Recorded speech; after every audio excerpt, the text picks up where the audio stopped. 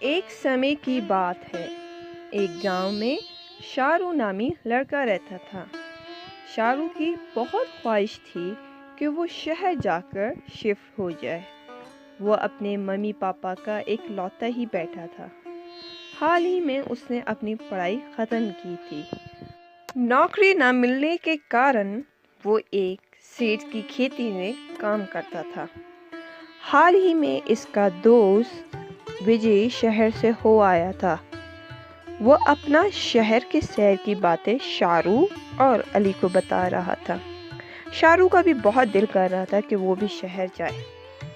راستے میں شارو کو ایک بزرگ ملا۔ بیٹا، تم مجھے اس گاؤں کے کسی اچھے ہوٹل لے جا سکتے ہو کیا؟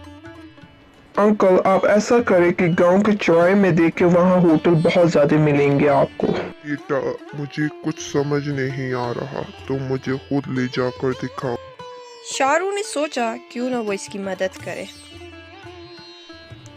ٹھیک ہے انکل، میں آپ کو خود ہوٹل لے جاتا ہوں۔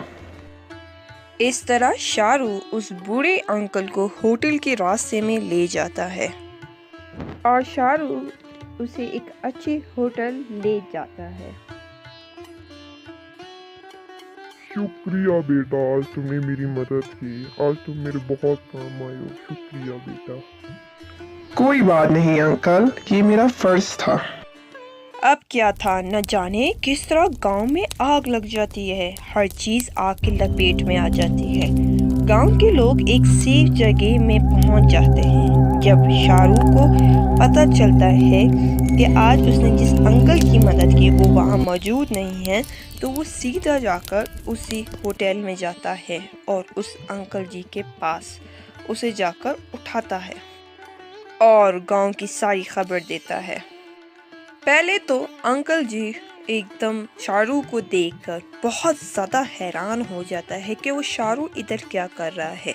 شارو اسے آگ کی ساری خبر دے دیتا ہے۔ وہ اور شارو سیدھا اسی سیف جگہ پر بھاگ جاتے ہیں۔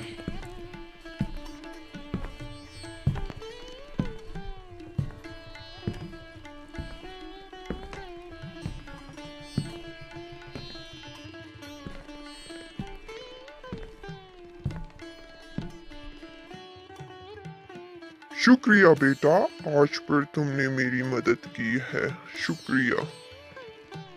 کوئی بات نہیں انکل۔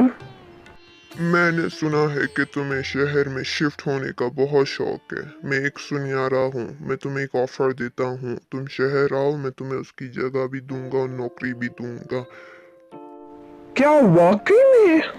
اس طرح شارو کی اچھے کام اور مدد کرنے سے اس کی خواہش پوری ہو جاتی ہے اور وہ شہر میں دن رات محنت کر کے ایک بہت اچھا گھر لے لیتا ہے اور سکون کی زندگی گزارتا ہے۔